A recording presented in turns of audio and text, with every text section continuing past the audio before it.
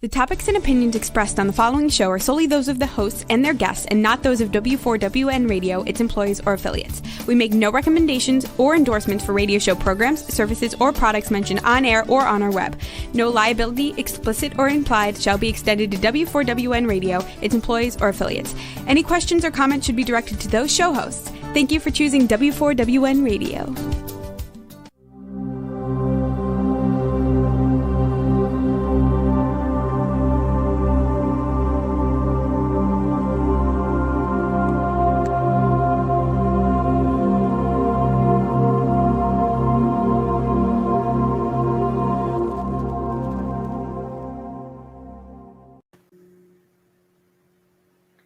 Hi, everyone.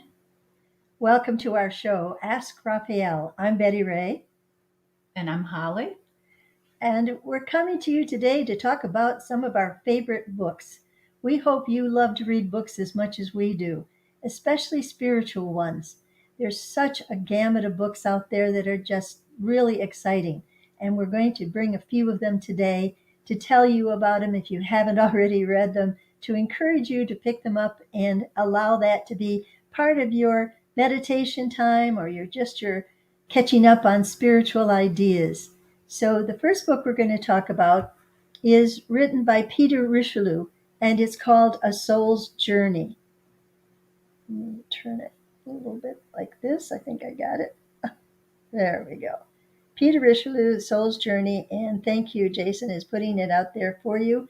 And on the back, it tells you a bit about it, so I'm just going to take the easy way out, and I'm going to read what it says. It just makes it easier. This is the story. Henry is grief-stricken over the wartime death of his brother, Charles, a pilot in the RAF.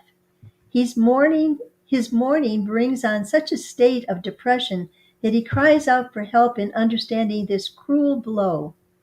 Unexpectedly, his plea is answered in the form of a teacher, a Hindu adept, who calls on Henry at his home in Ceylon. When Henry asks, "Why are you here?" the teacher responds, "You sent for me." Well, the teacher explains that Charles is very much alive and offers to demonstrate this fact firsthand. So he arranges to meet Henry on the astral plane after he falls asleep at night. But it is not just the teacher that Henry meets, but Charles himself. Henry learns how the inner being of every human remains alive after the moment of death and can interact with loved ones as they sleep. Even though the loved one usually has no memory of this fact when they awaken in the morning. So Henry eagerly accepts the acolyte or the teacher's tutelage and guidance as he explores the 7 subplanes of the astral world and the mental plane as well. In the process, he learns the Devic kingdom from fairies to angels and their special relationship with humanity. He also learns about karma, reincarnation, purgatory, evolution, and much more. This edition features a preface from a Robert L. Lechman, MD. The artwork on the cover is She Who Leads by the Russian painter Nicholas Rech. And I'll put it up again because I think the cover, I gotta get it straight. There we go. The cover is really very interesting too. Well, Holly's read this book too, and I found it absolutely eye-opening and mind-blowing. And I recommend it to all of you because it helps you to understand that life goes on afterwards, but that for each individual, it's a different path. It's a different life because it's just God's way of setting it up to be what you need at the time of your passing. But the good thing is you live on. And that's one of the things that we wanted to talk about today is Peter Richelieu in A Soul's Journey. All right. So let's talk a little bit more about the book, Betty Ray, if you don't mind. Henry is the main character, and Henry has just lost his brother during the war. His brother was a pilot in the Royal Air Force, and Henry is grieving his brother's death. and he misses his brother so much. And during his grief, he happened to be in Ceylon or Sri Lanka at the time. So Henry had left England and moved to Sri Lanka, and he's grieving in Sri Lanka for his brother's death. And during this period of intense grief, he gets a visitor, the teacher. Knocks on his door out of the blue, has never met him before. Shows up in his room and tells him about how his brother is not dead. That's right. And it's just like, whoa, wait a minute. So the story is fascinating because he not only takes him to meet his brother, he takes him to other planes on the other side.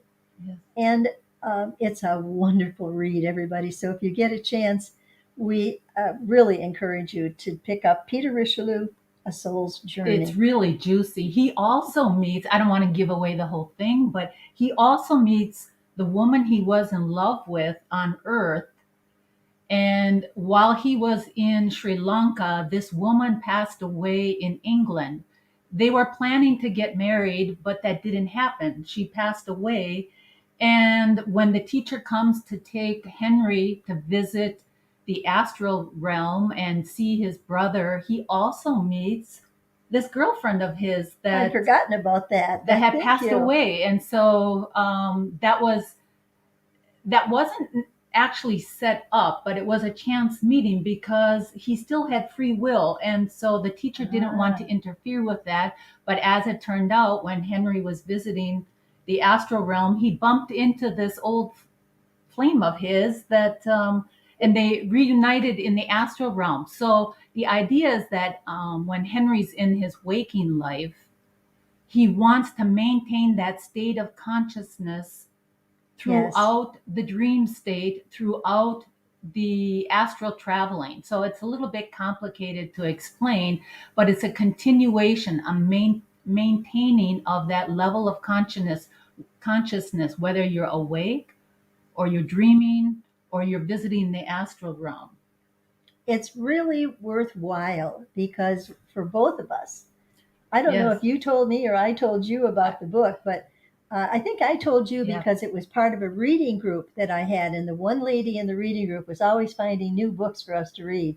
And when she came up with this one, it was a mind blower. And it was so true that I just knew it was real. It wasn't just fiction because of my own experience with Raphael. So highly recommend it. It's a fun read. So that's Peter Richelieu, A Soul's Journey.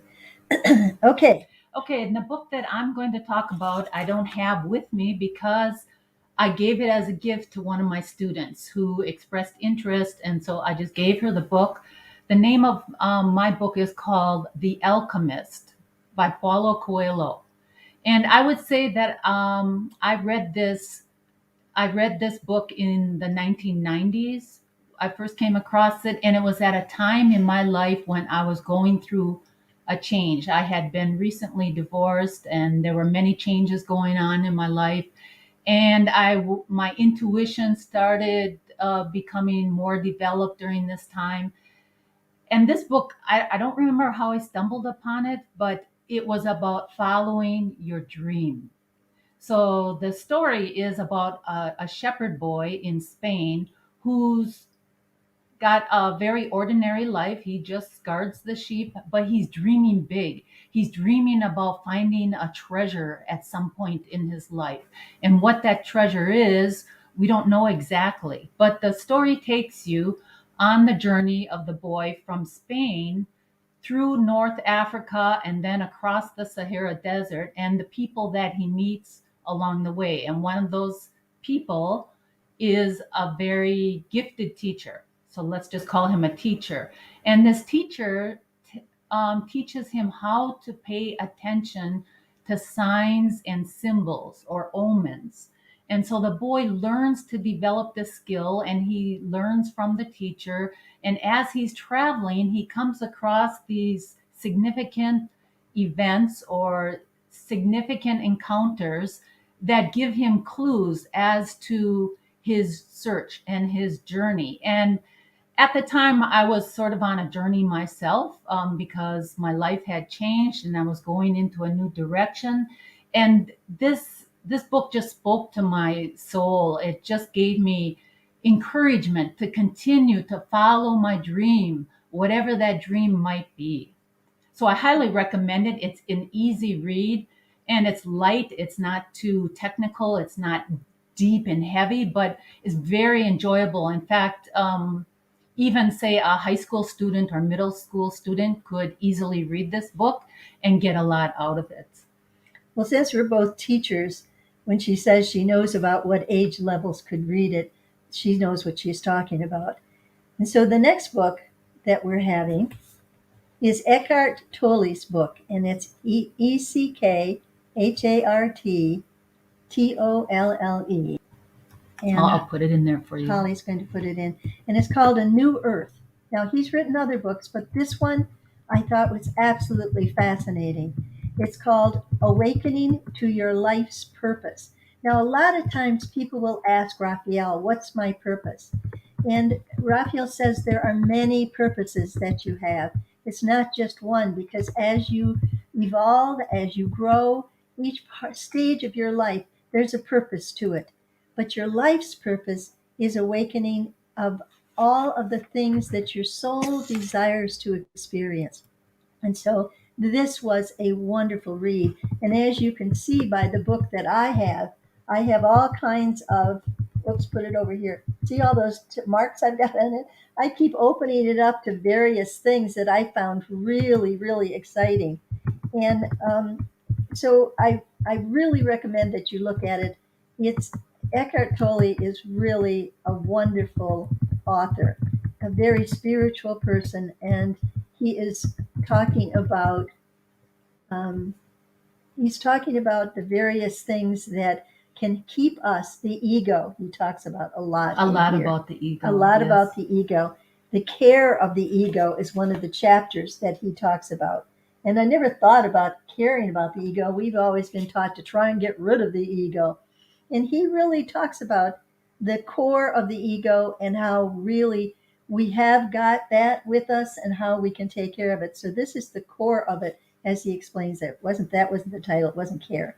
And so he talks about complaining and resentment and how that doesn't get us anywhere. And he talks about being right and making wrong. He has a wonderful way of bringing out when we have a mindset, how do we work up with it? Sometimes we get stuck in an idea and it isn't helpful to us. He helps us to see how to get beyond that. So I highly recommend it. He has many different ways of helping us to see through the maze of life, if you will, and how to see it by not carrying the past with us, by gaining what knowledge we can from our past experiences and not letting the ego constantly try to get the upper hand of any situation, but to be calm within and to be able to see other people's point of view without trying to immediately get them to think our way. And so I found this a very valuable book, and there were all kinds of different things that I marked because I thought they were so important. So I highly recommend Eckhart Tolle's book. And here's a picture of the author. It's a very young man, but so wise. He's just amazing. Actually, his first book, I think it was his first book, The Power of Now, Yes, is also just incredible. And Yes. if you don't know anything about Eckhart Tolle's personal life and how he became a well-known author, you should check it out because he's gone through hell and back. And that inspired him to write these books about suffering and about the ego and how to get out of that deep despair through just right. And the power of now. I've read all of those as well. But somehow this one, The New Earth, I found was the best of the best. And that's why I'm recommending it. But I do recommend anything this man writes. He's a very spiritual teacher. And it's a joy to be able to read his works. He's still on YouTube now, Yes. too. You can find him on YouTube with many kinds of topics and talks. Bring his name back up again so you can see it. Yeah, Eckhart Tolle. Yes. So that's one of them. We hope you're readers. And if you are, we hope that you are reading spiritual books that will just kind of joggle your mind a little bit and help you to say, never thought of it that way before. And this is an eye opener, this one, because the ego, well, especially I'm a Leo. And so people always say, oh, you have an ego problem. Well, one of the things I learned from a very wise person was that there's two kinds of ego. There's yin ego and yang. Yang ego is one that is self deprecation and self doubt, whereas yin ego is where, oh, I can do that probably better than you can. So I realized I was the yin, where I was always putting myself down. I was believing anything anybody told me about my faults. And so they're both ones you have to watch for. It's not just an ego that makes you think you're better than anybody. There's also the one that makes them think you're not as good as anybody. Yeah. And that's a lot of times what Raphael talks about in the readings that we do is that you are perfectly made by God to be only what you can be. Nobody else can do what you can do. And so never let anyone put you down and never let anybody say that you are less than what you are. And so this was a real helper for me with my yin ego. He helped me to see that ego is not a bad thing. It needs a balance between I'm not good enough to I'm better than you are, in between. Okay, it's your turn now. All right. So my next book is a book that I got in the 1990s. It was written in, I think, 1946, though. This is called An Autobiography of a Yogi. So back in the 90s, I was working as a speech therapist, and my supervisor, who is of Indian descent, recommended this book to me because we were having conversations, and she said, oh, you've got to read this book.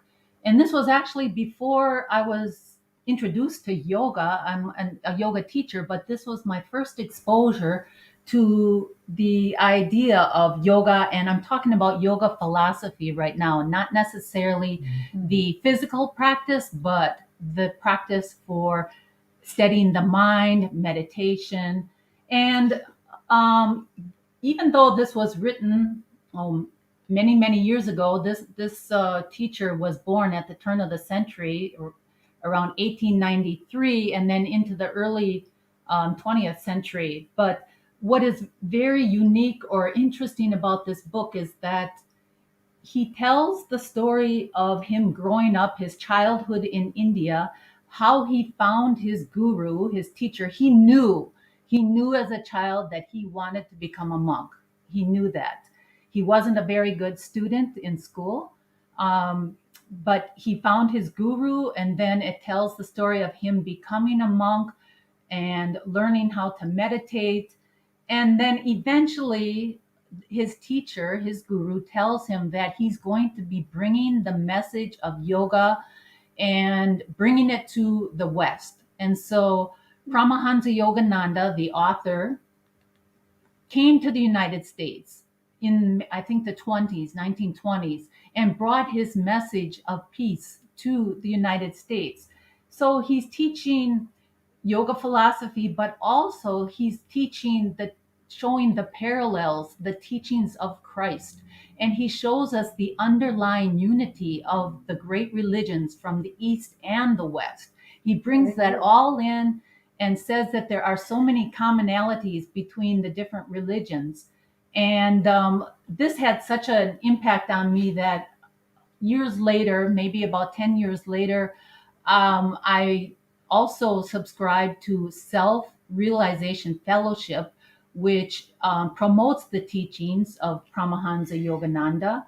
And I did a three-year correspondence course. At that time, it wasn't on the internet, but I did a 3-year correspondence course through Self-Realization Fellowship, which taught me how to meditate. It taught me the beginning practices of yoga, and the very first lesson is about learning how to sit in meditation. Not all the crazy practices where you're standing on your head, but just learning how to sit and sit quietly to prepare your mind for meditation. So it's funny when I look back at the books that I've read and how they played a role in my life. And it's interesting how one thing led to another, not just in the books, but in my life, because later I became a yoga teacher. at the time that I read this book, I never would have guessed that I would become a yoga instructor. So that was my introduction to yoga, and I recommend it. In fact, what I do is it's also on audio, so you can get an audio version of this book. And when I had to make a 10-hour drive from Michigan to Wisconsin to visit my parents, I used to get the book on audio. And so I would listen to it while I'm in the car. And for 10 hours, like 10 hours straight, I'm listening to the book, and then 10 hours back, I listen. So I could get through the book in one trip. And so it just made the ride that much more enjoyable. I highly recommend getting an audio version of your favorite book or a book that you're interested, so that you can listen to it while you're driving, or sit in your easy chair and listen to it. If you don't want to read, you can listen to it on an audio version. Great.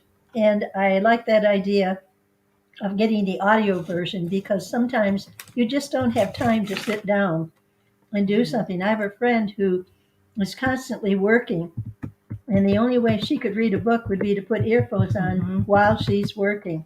But she can do that. She doesn't have to pay attention to what it is that she's doing. So the next book. Okay, so the next book that had a big impact on my life is called A Course in Miracles. This is a pretty thick book here, and it's fine print, so it's a thick book. But I would say I learned about this book in 2006, 2007, around that time. The book was written in the 70s, but I stumbled across it with a friend. Together, we came across this book. And it's, like I said, it's very dense. This is actually a channeled book. So the person who compiled this book, her name is Helen Schuckman. She was a medical psychologist at Columbia University. And the problem, or what prompted the writing of this book, was that she was working with a team of psychologists, and they were having trouble with team building, morale, supporting each other. They were having a lot of problems in their work relationships. So she and another colleague got together, and she actually received the information in this book through channeling. So it came to her through inspiration. And she says that it was Jesus Christ. The Christ is the one who channeled this information to her, and she just acted as the scribe and recorded it. She and her colleague recorded it. So that idea of an inspired book like that too, at the time, it was just a new concept for me. So that was just, for a lot of people, hard for me to didn't understand get with that, channeling. wrap my mind around that. But I highly recommend it. And what I did, and I recommend, is that don't start in the beginning, because the beginning is really dense. I recommend that you start with the workbook. The workbook is in the back of the book, and it starts with, there's like one lesson each day. So you can use it as like a daily meditation, a daily, great idea. Just something small that you can read each day, and it will train your mind to think of things from a different perspective. So there are 365 daily lessons in this book, and it's a self-study. So you can go at your own pace, but because the workbook is set up in 365 lessons, my friend and I decided to do it together. So we read the lessons together, and then we could talk about it. Because, talk about blowing my mind. Yes, it was blowing my mind because, for example, the first lesson starts with lesson number 1. Nothing I see in this room or on the street or from the window or in this place means anything. So nothing I see around me means anything. What? Yeah, that's a hard concept. That's hard to swallow. swallow. It means that's a tree, and that's this, and that's a chair. Right. So it says, just look around your room and say, this table means nothing. This chair means nothing. and you go around the room and you name objects and they mean nothing. They don't mean anything. That was the very first lesson. And of course, it takes a while to get your mind wrapped around it, but it leads you through those lessons until it trains your mind, sometimes without even you being aware of it. And suddenly it clicks. You're like, oh, what does it do? It changes, it helps you look at things from a different perspective. And while I was reading this book, so from a different perspective, meaning the oneness that we have with God, concept. the oneness that we have with love, the oneness that we have with everyone around us. We are all one is the theme that runs throughout the book. And at the same time that I was reading that book, of course, I had a friend to talk about it with. I also was reading The Disappearance of the Universe by Gary Renard. So this is based on A Course in Miracles. So Gary Renard, the author of The Disappearance of the Universe, read A Course in Miracles. And then this book talks about his experience with two teachers. He was meditating for several years. Gary Renard was meditating for several years, and two teachers showed up in his living room, similar to Richie Lou's book, where the teacher just showed up in the living room. Wow. And then the theme of this book is mainly about forgiveness. What is forgiveness? It's not just thinking that, oh, I forgive this person because they did something wrong to me. No. There's a new concept of forgiveness in this book. And it also is in A Course in Miracles. The idea is that nobody has done something to you, but we're playing these roles, right? You can jump in, Betty Ray. We're playing these roles on our stage in this lifetime, and we have people coming into our lives, and we're learning from those interactions. We're learning from those relationships. And so we are agreeing to play a role, and the other person is agreeing to play a role, so that we can learn from that and gain knowledge and gain wisdom from that. So this book talks about forgiveness, past lives, and he recorded conversations that he had with these two teachers over a period of 10 years. Whoa. And then he put them in this book. And then Gary Renard went on to write other books too. But I'm just saying, at the time, this was in like 2006 to 2010.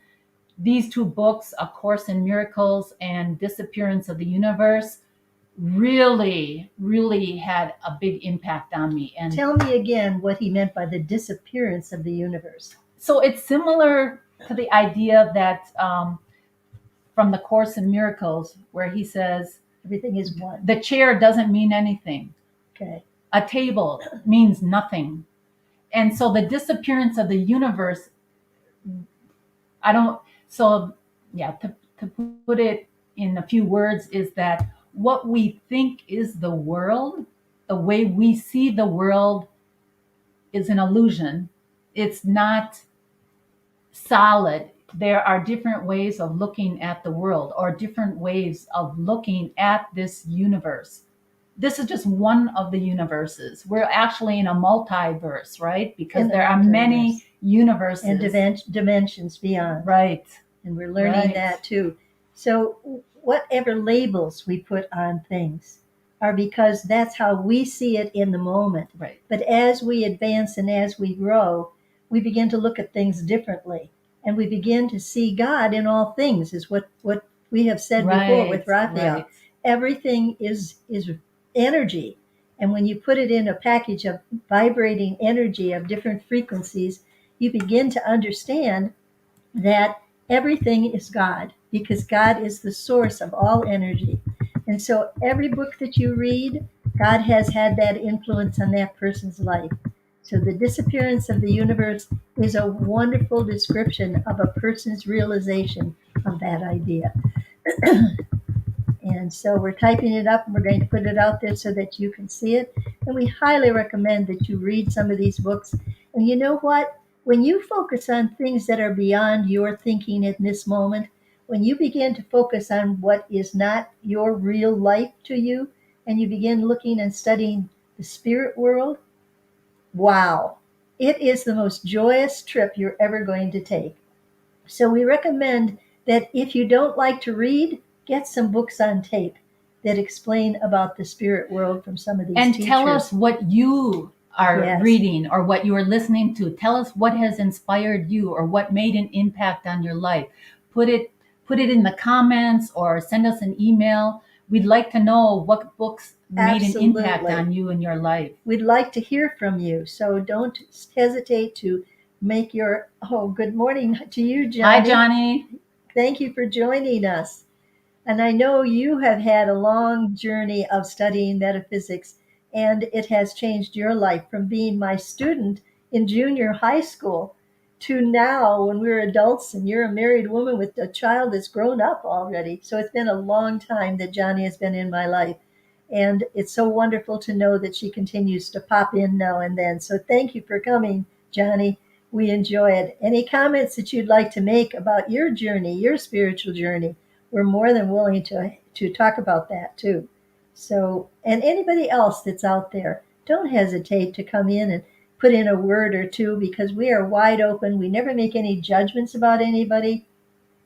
We know that you are exactly in life where you are meant to be.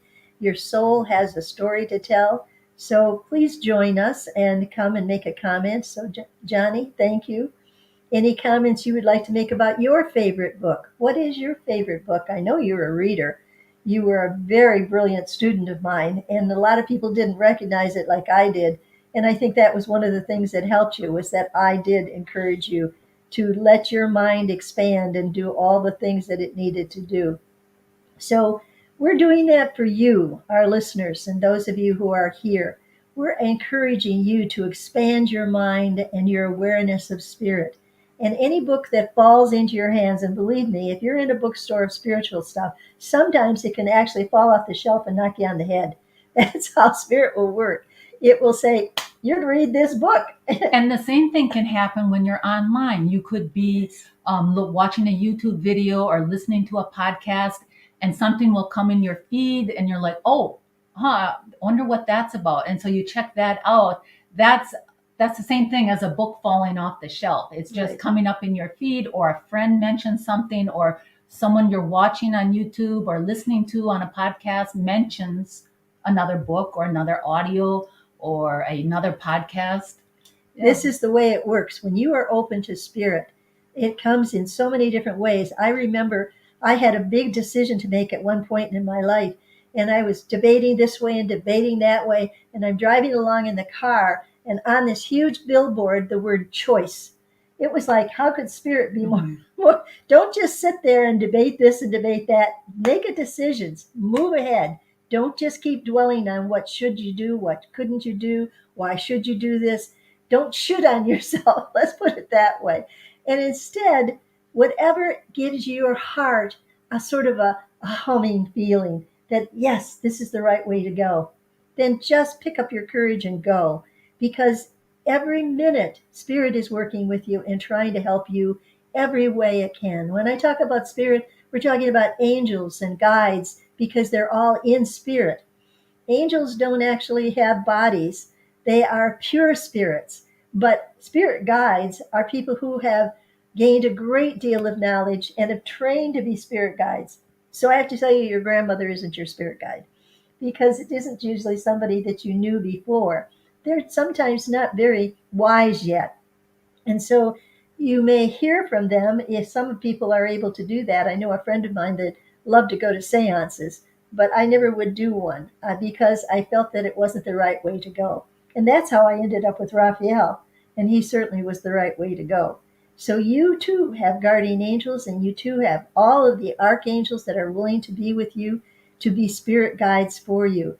So the books that you be inclined to read, trust that when a book comes in your face, like we are right now, we are giving you that opportunity to read these books that we have found valuable for our own journey through the planet. Yeah, and keep in mind that these are books maybe from years ago, because I chose some books that were at the beginning of my journey, right? So when I was becoming more aware, so I chose a few books that were important to me at that time. But yeah, if we come up to date, there are newer books. And of course, there's a ton of material out there online through YouTubes and podcasts and internet published materials. So trust the guidance that you get, because when you go online and you go to a bookstore or whatever online, trust that you're being divinely guided to go there in the first place. And then trust that if you get an urge or you get that inner feeling, yeah, this is a book I need to explore, then don't question it anymore. Just do it. And I think Johnny has learned to do that, haven't you, Johnny? That you are learning to trust that inner divine guidance. And it has led you through a lot of challenges in your life, I know, and has led you to a point now where it is pretty good life, isn't it?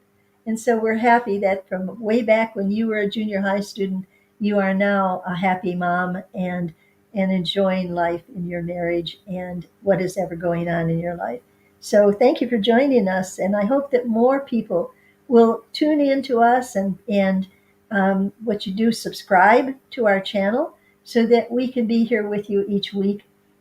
tell us how you got through the pandemic, because during the pandemic, when we were forced to be isolated or in our homes, so a lot of people spent a lot of time on screen, online. So what were the things you listened to or the things that you watched that inspired you or gave you hope during the pandemic? That's when a lot of people just were nonstop, maybe watching Netflix or watching some favorite YouTubers or listening to podcasts.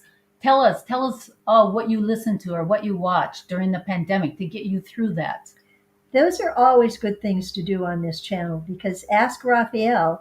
Raphael, although he's written books through me, it's still, when we hear about what you are reading, that's important for us to share with others too. So don't hesitate to email me at angelbettyray@gmail.com or Holly at goldeneagle623@gmail.com. And I'll put that in the chat here.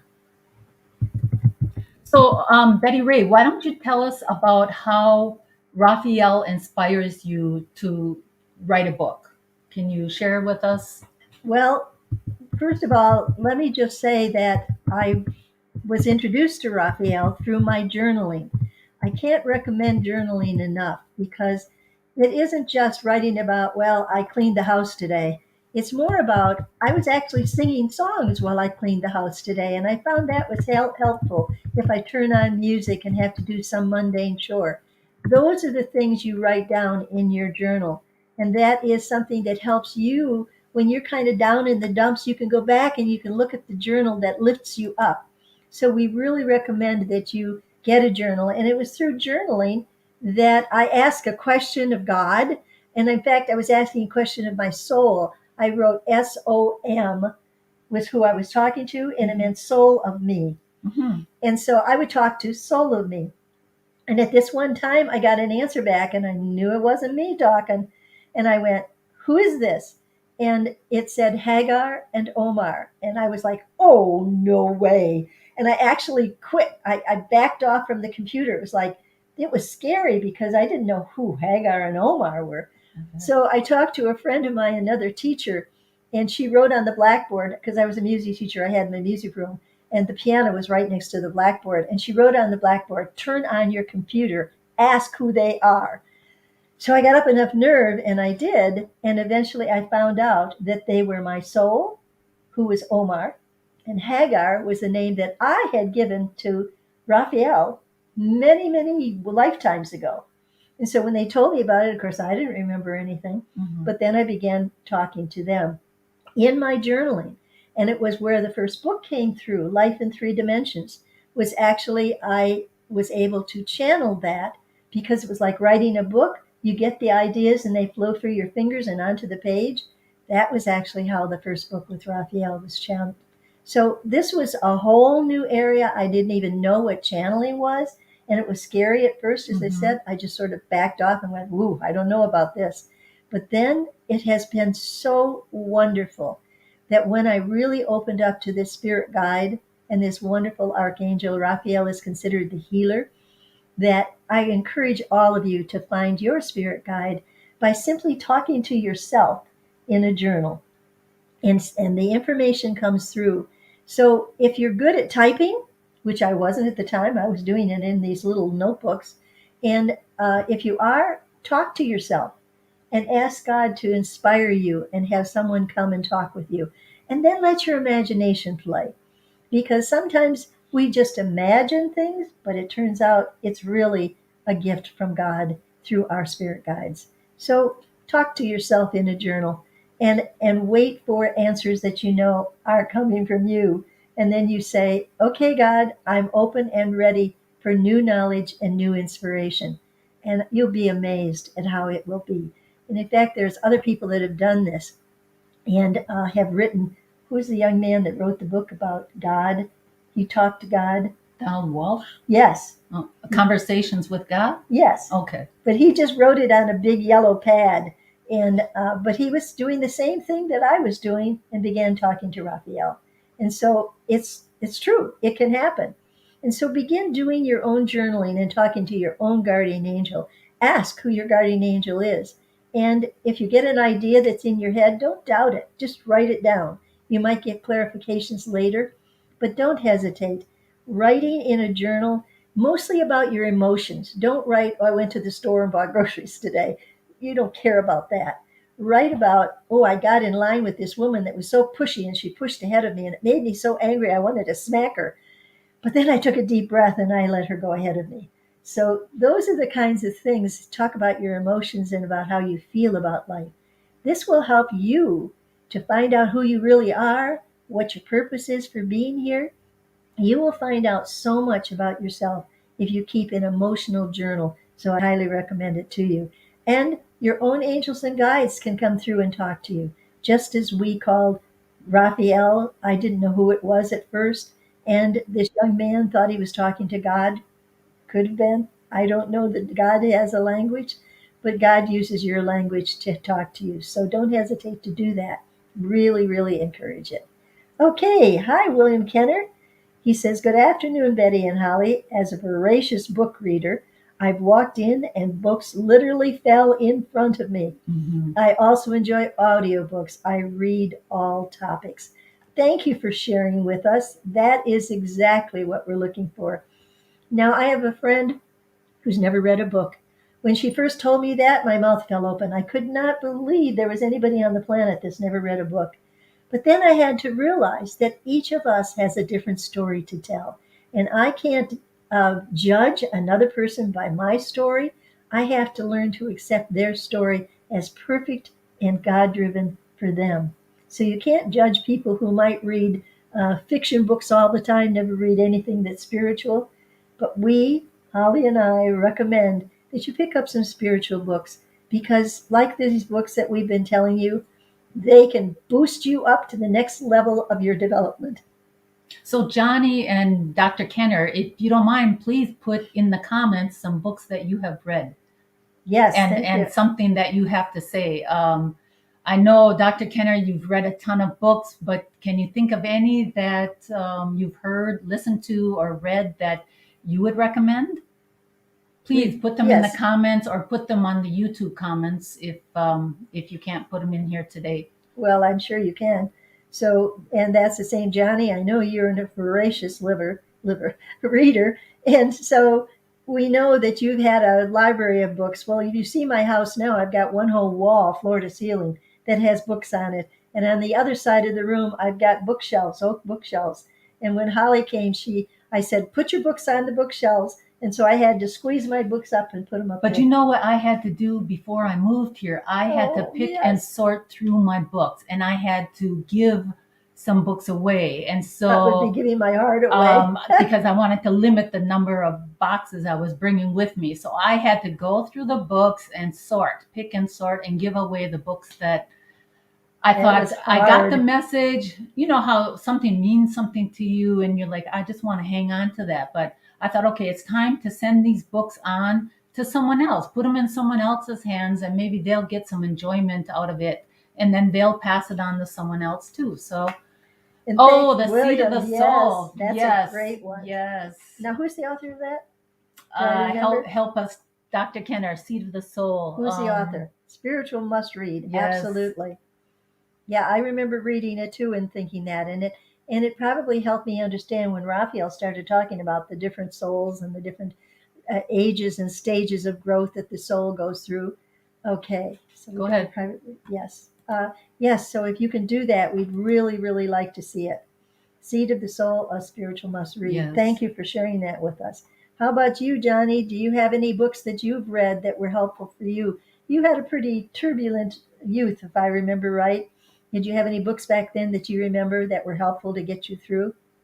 I know that if people are book readers at all, they'll find some book that they'll remember through their life. Gary Zukav. Thank you. Gary Zukav. Zukov. There we go. You can see that too. So good. There's a good book there. Everybody has one. I'll put it on the chat for Jason to put online. So go ahead. Okay, good. So we recommend that you find a book between now and next week when you come back to visit us, and that you tell us about it. I know you maybe won't have time to get through it in a whole week, but how you found that book, how it either dropped in your hands or somebody recommended it, or as we are doing now, maybe you'll pick up some of these books that we have talked about. Or podcasts. If you're listening to podcasts or you have some YouTubers that you follow and you gain some encouragement or inspiration from these people, please share them with us. We'd like to know. So that we can share them with others. Because in this turbulent time on our planet, when there's so many things that are up in the air about global warming, about politics and polarity. Oh my goodness. Yes, so we do need to have some kind of stabilizer in books that are spiritual and that are timeless and timely, because those kinds of books could be written back 1,000 years ago, even though they don't even know they had it back then. Well, I one of the books I was going to mention is the Yoga Sutras by Patanjali, which goes back thousands of years. Thousands of years. Yes, so Wow. that's if you want to get deep into the yoga philosophy. So I studied that when I was learning to become a yoga teacher, but that's quite deep. Okay. But it was life-changing. So, and it looks like we're coming to the end of our day, and we are so glad that we could be here with you and share with you some of the books that were life-changing for us. And next time when you come back to visit, and thank you for doing that, please subscribe, please tell your friends about us, and let us know what your favorite books are. Until next time, keep reading and keep learning. Look at me, never too old to learn something new. I always believe that. As a teacher, and both of us are teachers, we know that teachers are always learning. And that's why we're sharing with you what we are learning. Thank you for listening, and we'll see you again next time. Bye now.